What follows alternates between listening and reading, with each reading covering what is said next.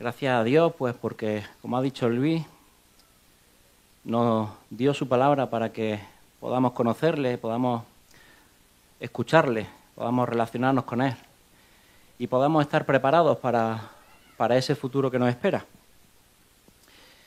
Y todo esto pues tiene un poco de relación con lo que os traigo en esta mañana.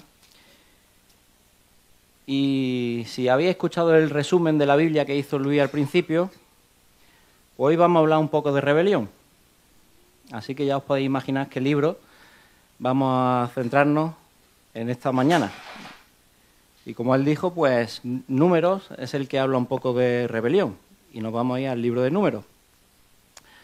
Pero yo he querido continuar un poco con el pensamiento que traje la última vez, que si os acordáis, yo estaba hablando sobre el futuro, ¿no? De nuestro futuro en Dios. ¿Qué nos espera a nosotros en el futuro en Dios? ¿Y qué es lo que conocer eso debe producir en nosotros hoy? De eso estuvimos hablando en la última predicación y estuvimos hablando en Tesalonicenses y lo que Pablo nos quería transmitir a nosotros. Entonces yo he querido pues hablar de ese tema, de ese mismo tema, pero coger un ejemplo bíblico para ver bíblicamente o históricamente cómo eso es una realidad. El ejemplo que he escogido pues se encuentra en Números 13, versículo 1 en adelante. Una historia por todos vosotros conocida, que os sabéis de memoria. Casi no hace falta ni leerla, pero lo vamos a hacer. Y la Biblia dice así, vamos a leer un texto largo, vamos a leer hasta el capítulo 14, versículo 10. Versículo 1 dice, y Jehová habló a Moisés diciendo, envía tú hombres que reconozcan la tierra de Canaán, la cual yo doy a los hijos de Israel. De cada tribu de sus padres enviaréis un varón, cada uno príncipe entre ellos. Y Moisés los envió desde el desierto de Parán, conforme a la palabra de Jehová, y todos aquellos varones eran príncipes de los hijos de Israel. Nos vamos a saltar la lista, porque no voy a entrar en ella en la predicación. Nos vamos al versículo 17.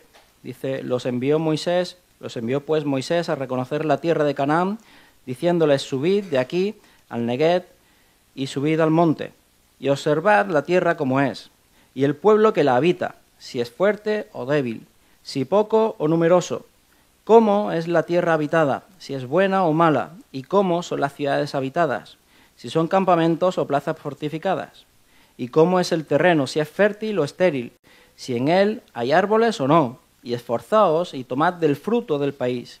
Y era el tiempo de las primeras uvas. Y ellos subieron y reconocieron la tierra desde el desierto de Zin hasta Rehob, entrando en Amat. Y subieron al Neguev y vinieron hasta Hebrón, y allí estaban Ahimán, Sesai y Talmai, hijos de Anac. Hebrón fue edificada 7 años antes de Zoán en Egipto.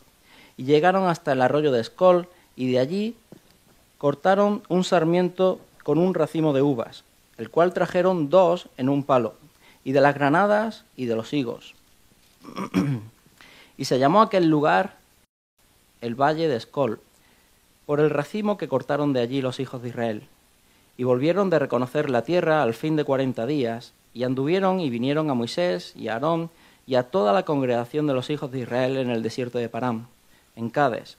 Y dieron la información a ellos y a toda la congregación y les mostraron el fruto de la tierra. Y les contaron, diciendo, nosotros llegamos a la tierra a la cual nos enviaste, la que ciertamente fluye leche y miel, y este es el fruto de ella. Mas el pueblo que habita aquella tierra es fuerte, y las ciudades muy grandes y fortificadas. Y también vimos allí a los hijos de Anac. Amalec habita en el Neguev, y el Eteo, el Jebuseo, el Amorreo habitan en el monte, y el Cananeo habita junto al mar, y a la ribera del Jordán. Entonces Caleb hizo callar al pueblo delante de Moisés y dijo, subamos luego y tomemos posesión de ella, porque más podremos nosotros que ellos. Mas los varones que subieron con él dijeron, no podremos subir contra aquel pueblo, porque es más fuerte que nosotros. Y hablaron mal entre los hijos de Israel de la tierra que habían reconocido, diciendo, la tierra por donde pasamos para reconocerla, es tierra que traga a sus moradores. Y todo el pueblo que vimos en medio de ella son hombres de grande estatura. También vimos allí gigantes, hijos de Anac, raza de los gigantes. Y éramos nosotros, a nuestro parecer, como langostas. Y así les parecíamos a ellos. Entonces toda la congregación gritó y dio voces, y el pueblo lloró aquella noche. Y se quejaron contra Moisés y contra Aarón todos los hijos de Israel. Y les dijo toda la multitud: ojalá muriéramos en la tierra de Egipto, o en este desierto ojalá muriéramos. ¿Y por qué nos trae Jehová a esta tierra para caer a espada, y que nuestras mujeres y nuestros niños sean por presa? ¿No nos sería mejor volvernos a Egipto? Y decían el uno al otro: designemos un capitán y volvámonos a Egipto. Entonces Moisés y Aarón se postraron sobre sus rostros delante de toda la multitud de la congregación de los hijos de Israel. Y Josué, hijo de Nun, y Caleb, hijo de Jefone, que eran de los que habían reconocido la tierra, rompieron sus vestidos y hablaron a toda la congregación de los hijos de Israel, diciendo: la tierra por donde pasamos para reconocerla es tierra en gran manera buena. Si Jehová se agradare de nosotros, él nos llevará a esta tierra y nos la entregará, tierra que fluye leche y miel. Por tanto, no seáis rebeldes contra Jehová, ni temáis al pueblo de esta tierra, porque nosotros los comeremos como pan. Su amparo se ha apartado de ellos. Y con nosotros está Jehová, no los temáis. Entonces toda la multitud habló de apedrearlos, pero la gloria de Jehová se mostró en el tabernáculo de reunión a todos los hijos de Israel. Y aquí vamos a terminar la historia porque para lo que yo quiero compartir es suficiente. Como estaba diciendo, yo vengo a hablar o quiero transmitiros hoy algo sobre el futuro, que pensemos en el futuro. Y como podemos leer aquí, lo primero que nos encontramos en la historia es que Dios da una orden. Y les dice: id a reconocer la tierra. Y ellos obedecen. Pero en esa orden lo que hay implícitamente, lo que Dios le está diciendo: id a ver vuestro futuro. Ahí tenéis vuestro futuro. Quiero que hoy sepáis cuál es vuestro futuro. Pero me surge una pregunta. Dios quiere que conozcan su futuro, ¿pero les vino bien conocer su futuro? ¿Para el pueblo fue bueno conocer ese futuro que Dios le había prometido? Que antes de salir de Egipto, que 600 años antes ya se lo había dicho a Abraham, y que ellos sabían, que conocían perfectamente, y que cuando llega Moisés a Egipto y les dice: oye, que nos vamos de aquí porque Dios nos tiene preparada una tierra, ese futuro que saben, van a verlo, y ahora les viene bien al pueblo conocer ese futuro. A mí me parece que no. Y si seguimos leyendo la historia, vemos todas las consecuencias que esta rebeldía les trae a ellos. Pero vamos a ver por qué no les trajo ese bien. Pero Dios quiere revelarles el futuro. ¿Por qué quiere Dios revelarnos, a veces, nuestro futuro? Y es que lo vemos a lo largo de toda la Biblia. Prácticamente en todos los libros de la Biblia podemos encontrar cosas sobre el futuro. A lo mejor cosas sobre nuestro futuro o cosas sobre el futuro de los personajes que estaban allí viviendo. En prácticamente todos los libros de la Biblia, por no decir todos. Dios, durante toda la Biblia, siempre está revelando el futuro. ¿Y por qué quiere Dios revelarnos ese futuro? Pues lo hablamos la última vez. Porque conocer el futuro nos debe traer consuelo, como dice Pablo, y edificación, edificándoos, consolándoos los unos a los otros. Eso es lo que debe producir en nosotros. Y esa es la intención de Dios al contarnos ese futuro. Si os digo, el futuro en Dios. ¿Por qué? Porque sabemos que Él es soberano, que Él es todopoderoso, que Él es fiel, todo lo que dice lo cumplirá y tiene poder para hacerlo. ¿Quién le va a decir a Dios que no? Por lo tanto, Dios tiene una intención buena al revelarnos ese futuro. Pero ¿dónde está el problema? Porque para el pueblo fue algo negativo. Y para nosotros. Nosotros por lo menos a mí me pasa, y seguro que a las personas más mayores podéis recordar muchas veces durante vuestra vida lo siguiente. Y es que nos tiramos toda nuestra vida diciendo, oye, ¿qué va a pasar mañana? ¿Cuál es mi futuro? Queremos conocer, no ya nuestro futuro cuando estemos en el cielo, eso lo tenemos todos clarísimo y nuestras vidas lo demuestran, lo claro que lo tenemos. Pero no es ese el futuro que nos interesa, ¿no? El futuro que nos interesa es dentro de un mes, 2 meses y sobre todo cuando estamos pasando ante malas situaciones. Oye, ¿cuándo se va a terminar esto? Y nos centramos tanto en conocer eso y a veces Dios te lo revela, a veces no.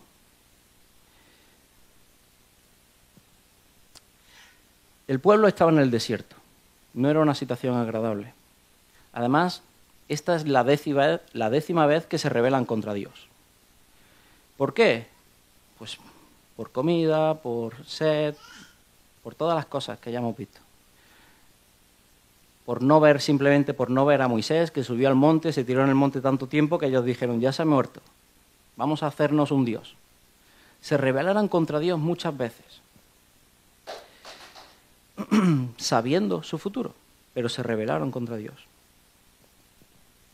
Y ellos estaban a punto de llegar a la tierra prometida. Esa tierra era su salvación. Esa tierra era lo que le iba a traer una gran bendición. Y además, lo ven ellos. Una tierra que fluye leche y miel, una tierra rica, llevan entre 2 un racimo de uvas. Una tierra verdaderamente rica. Pero estaban en el desierto, pasándolo mal. Esa tierra le iba a traer también identidad como pueblo de Dios. Iban a ser ya completos. Con lo cual, esa tierra no era cualquier cosa para ellos. Significaba mucho, muchísimo. Y yo en mis oraciones muchas veces le digo a Dios, oye Dios, cuéntame qué va a pasar mañana. ¿Qué decisión tengo que tomar? En mi caso, ¿cuándo va a llegar? ¿Cuándo me voy a poder comprar la casa? Si es que me la compro. En mi caso.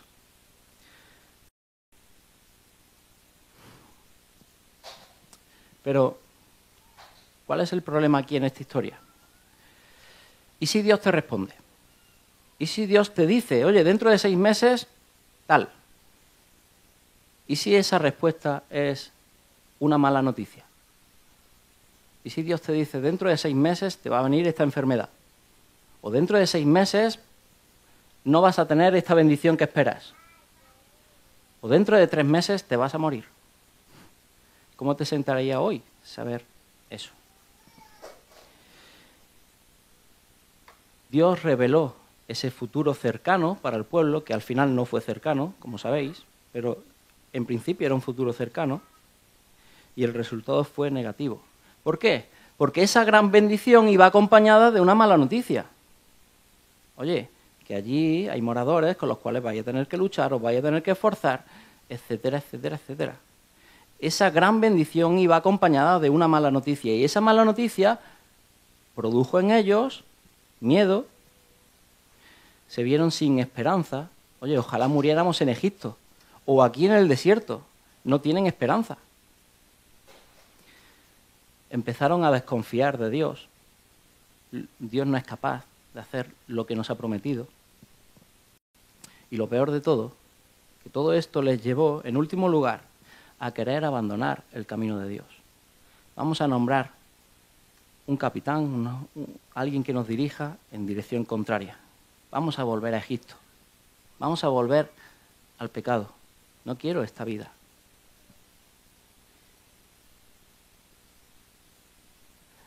A veces dicen que la ignorancia es la felicidad. Pues yo estoy seguro que ellos eran más felices antes de saber esto, antes de saber su futuro. Pero a pesar de todo, Dios quiere que conozcan el futuro, les da la orden para que vayan y lo vean. A veces cuando yo estaba pensando en esto, digo, pues se me están quitando las ganas de saber cuál es mi futuro, por si acaso es malo. A ver si va a producir en mí lo mismo que produjo en ellos. Pero ¿dónde está el problema? ¿Dónde está esa eso que hizo el cambio, de que no se produjera lo que Dios quería, sino que se produjera algo malo. El texto dice claramente qué era lo que Dios se producía, y lo dice con dos personajes, Josué y Caleb. Dice Caleb, nos los comeremos como pan. Si obedecemos a Dios, no podrán contra nosotros, dice Josué. ¿Qué es lo que estaba produciendo en Josué y Caleb el conocer ese futuro? Decir, oye, lo que vimos al principio, Dios es fiel, Dios es poderoso, Dios va a cumplir lo que nos ha dicho. Confianza plena en Dios, en que Dios puede hacerlo todo, en que no hay nada que ocurra en mi vida que se escape de la mano de Dios. Eso es lo que produjo en Josué y Caleb. ¿Y qué les lleva? A rasgarse las vestiduras ante lo que están viendo allí delante. A estar completamente indignados porque dice, oye, ¿cómo el pueblo de Dios está actuando así? ¿Está pensando esto? ¿Cómo al pueblo de Dios le puede quitar el sueño? Cualquier problema. Y yo, leyendo esto, digo, si es que yo soy de ellos. Si es que yo hubiese estado igual, porque vivo así hoy. Mi futuro cercano, mis problemas, mis ansiedades me quitan el sueño hoy. ¿Dónde está esa confianza que tenía Josué y Caleb en mí? Y yo tengo la Biblia entera, ellos no. Yo tengo al Espíritu Santo. Los amigos del novio están aquí conmigo. Ellos no. ¿Por qué no se produce lo mismo que en Josué y Caleb en mí hoy? Y yo creo, uno de los motivos que yo creo que es que nos centramos tanto en lo terrenal que nos olvidamos de lo espiritual. Nos centramos en el problema, en las circunstancias, y eso es lo terrenal. Y eso es como si ponemos un muro delante de lo que Dios quiere, delante de lo que Dios va a hacer. ¿Por qué? Porque solo vemos lo terrenal, solo veo el problema, solo veo mi enfermedad o mi casa, que no llega. Es lo único que veo. Pero no estoy viendo lo espiritual, no estoy viendo la bendición que Dios va a traer, me dé la casa o no.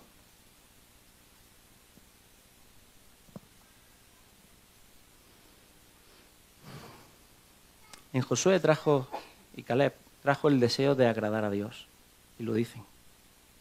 Vamos a obedecerle. Dice, si Jehová se agradare de nosotros, dice Josué, si Él se agradare de nosotros, es decir, si le obedecemos. Josué tiene ganas de obedecer a Dios. ¿Por qué? Porque sabe que de esa manera Dios les entregaría la tierra.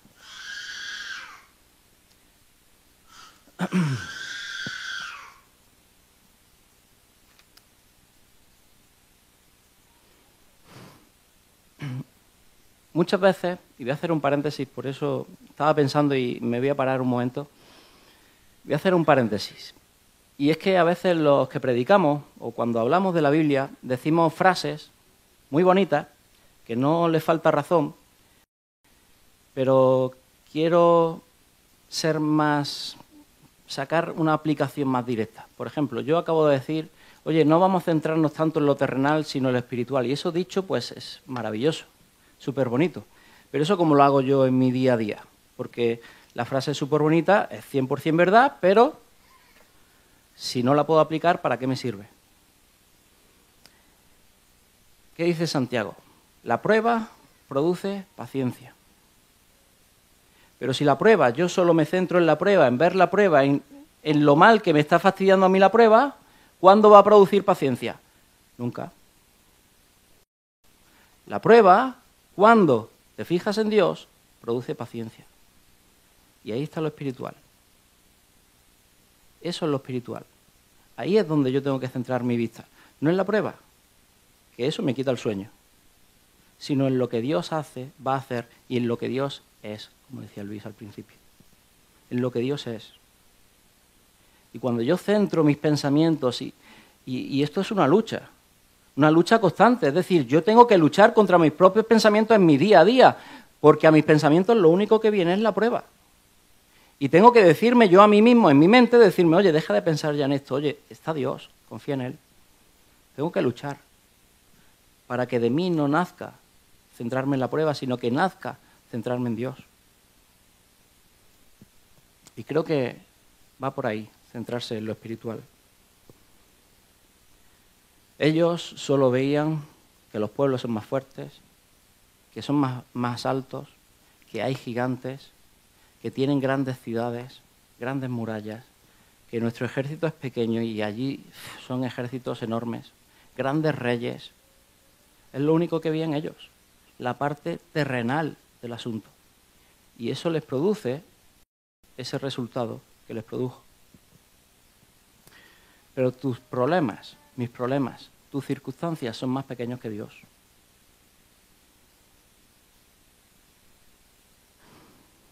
Necesitamos realmente ver a Dios en mitad de nuestros problemas. Necesitamos ver a Dios no solo cuando las cosas están bien, sino cuando están mal. Es muy difícil darle las gracias a Dios por la prueba, ¿verdad? Vamos a hacerlo. Es muy difícil confiar cuando todo está en tu contra, cuando no hay salida. Es muy difícil confiar. Pero si Dios es por nosotros,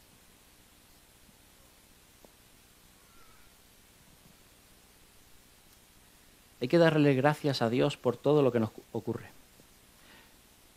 Bueno, voy a hacer otro paréntesis. Porque hay cosas que nos ocurren, que nos vienen, pero hay cosas que nos buscamos. Si yo robo un banco, voy a la cárcel. No le voy a darle gracias a Dios, oye, gracias a Dios porque me has traído a la cárcel y no a las pruebas que me estás dando. Evidentemente no. Es diferente lo que me busco a causa de mi pecado a lo que viene a mi vida. Porque no hay nada que se escape del control de Dios, porque Él es soberano. Mi vida está en la mano de Dios. No hay nada que pueda ocurrir en mi vida que me vaya a alejar de Dios. Ahora, no te lo busques tú, porque eso sí te va a alejar de Dios.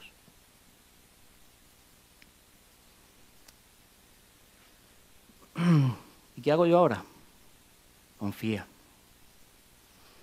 Dios es soberano y lo sabes. Tiene el control de todas las cosas. Descansa en eso. Dios es amor y te ama profundamente. Y lo sabes. ¿Cómo va a permitir Dios a su pueblo, a su Hijo, aquel por el cual murió, aquel que está haciendo una obra maravillosa en él, en mí, hoy? ¿Cómo va a dejar que yo sea destruido? Santiago lo dice, no va a ocurrir nada en mí que yo no pueda soportar. De otra manera, pero es lo que dice. Dios es todopoderoso, es más grande que cualquier problema que yo tenga. Es más grande que cualquier futuro que me espere. Si mi futuro es malo, Dios es más grande. Dios es justo, por lo tanto la injusticia no va a durar para siempre.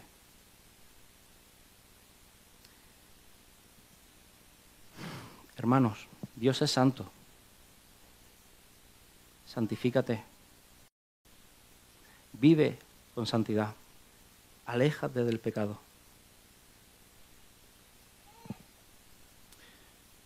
De esta manera, el futuro cercano no producirá ansiedad, no producirá inseguridad, miedo, sino gozo y esperanza, aunque sea malo.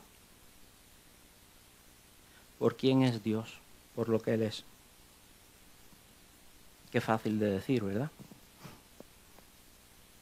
Ahora vamos a ponernos a hacerlo. Ahí ya está más difícil.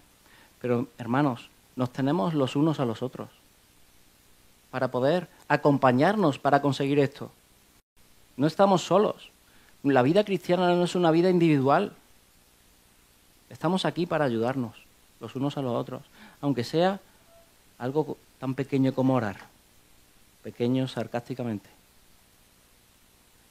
Pero ahí tenemos ya la ayuda de nuestros hermanos.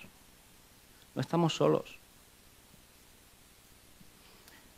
Nosotros cuando leemos del reino de Dios, y cuando Luis nos hablaba de las bodas, siempre pensamos en el futuro. Y pensamos, bueno, y todavía queda mucho para eso. Pero Jesús, cuando viene, Juan el Bautista dice, el reino de Dios se ha acercado. se ha acercado, está aquí el reino. Y Jesús empieza a explicar cómo va a ser el reino, para que yo hoy pueda vivir en su reino, porque Dios ya está reinando sobre mí. Es verdad que es algo futuro, cuando Jesús venga y reinará, eso será algo material, pero espiritualmente ya está. Porque Efesios dice, nos sentó en lugares celestiales. No lo dice en futuro, no nos sentará, nos sentó. Es decir, ya puedo empezar a disfrutar de la vida en el reino. Ya puedo empezar a disfrutar de lo que Dios es en mi vida hoy. De tal manera que el presente, hoy, tenemos a Dios viviendo con nosotros. El futuro cercano, tenemos a Dios controlándolo. Y en el futuro lejano estaremos con Él por toda la eternidad. Vamos a hacer presente, como dije la última vez, ese futuro. No nos centremos en, bueno, ya, cuando sea más mayor. Como yo decía de chico, bueno, ya, cuando sea más mayor. No. Yo lo que quiero hoy es poder alentaros. Lo que quiero hoy es que nos sirva esto para edificarnos, para poder construir lo que es el pueblo de Dios, un pueblo que vive como Josué y Caleb, ante toda circunstancia. Porque tenemos motivos para ello. Y cualquier persona más mayor que yo, seguro que recordáis, como dije al principio, oye, yo me acuerdo de aquel momento que estaba pasando por esta situación que dije, oye, Dios, hazlo tú. Y después cuando pasó las circunstancias, mira, y cómo Dios me ayudó y todo el tiempo. Y todos esos testimonios nos los contáis miles de veces. Os los contamos. Y cómo Dios ayudó en el tiempo, en las maneras. Esto que yo veía imposible, pero Dios lo hizo. Oye, ¿no tenemos motivos en nuestra vida para poder seguir viviendo así? Porque yo los tengo. Y son muchos. Hace no mucho tiempo, en un devocional, decía, oye, la diferencia entre un creyente maduro y uno inmaduro, no decía maduro e inmaduro exactamente, pero parecido, la diferencia entre un creyente maduro y uno inmaduro es que el maduro piensa en lo que Dios ha hecho y así actúa. El inmaduro no puede pensar en lo que Dios ha hecho. Por lo tanto, no puede actuar de esa manera. Dios en la Biblia es muy pedagógico. Primero los saca de Egipto y después le da las leyes. Es decir, ¿por qué tenéis que vivir santamente? Pues por lo que yo he hecho por vosotros. Esto, la santidad, es consecuencia de lo que yo he hecho por vosotros. Oye, ¿vamos a vivir así? ¿Es que Dios no ha hecho nada por nosotros? Yo creo que sí. Por todos y cada uno de los que estamos aquí. Dios ha hecho, hace y hará. No tengáis la menor duda. Y me gustaría terminar con otros versículos súper conocidos. Romanos capítulo 8, versículo 28 y siguientes.